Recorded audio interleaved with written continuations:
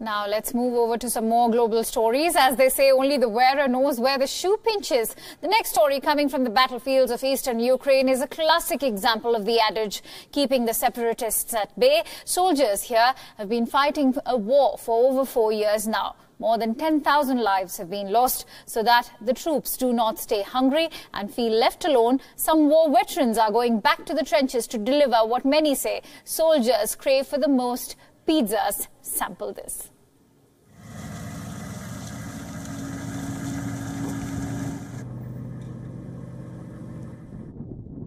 There's no knock on the door, just the tantalizing smell of melted cheese, ham and tomato sauce reaching the noses of Ukrainian soldiers. The pizza delivery man has arrived.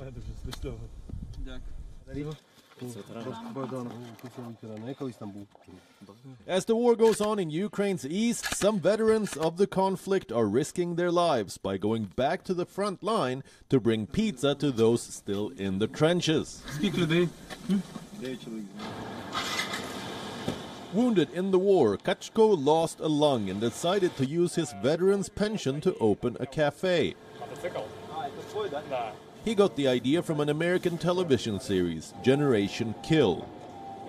It mentions how U.S. troops in Iraq dreamt of hot pizza.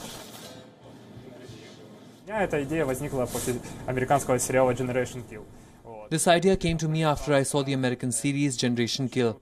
There was a phrase, "It would be so cool to eat pizza on the front line now."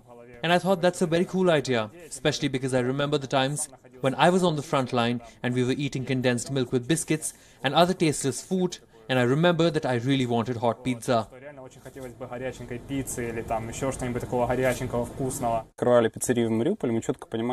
we were opening a pizzeria in Mariupol, we clearly understood that we must deliver pizza to the soldiers on the front line. Once a week, we carry 20 large pizzas to the soldiers. One after another, we try not to miss anyone. The guys accompany us during this. They ensure our safety. Every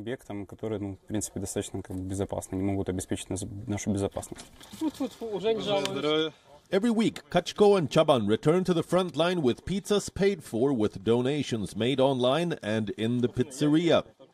For security reasons, they have to agree the schedule and route of their visits with the military command. And for the men on the front line, the delivery is a message that they are not alone.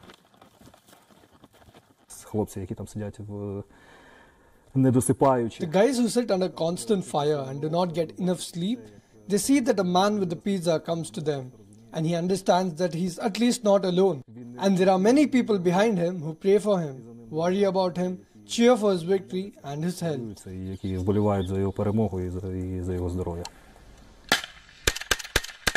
The battalion is so close to the enemy lines that soldiers are not allowed to use electricity and mobile phone, smoke cigarettes, or even speak loudly.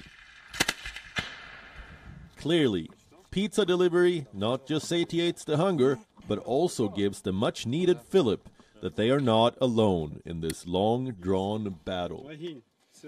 Bureau Report, WION.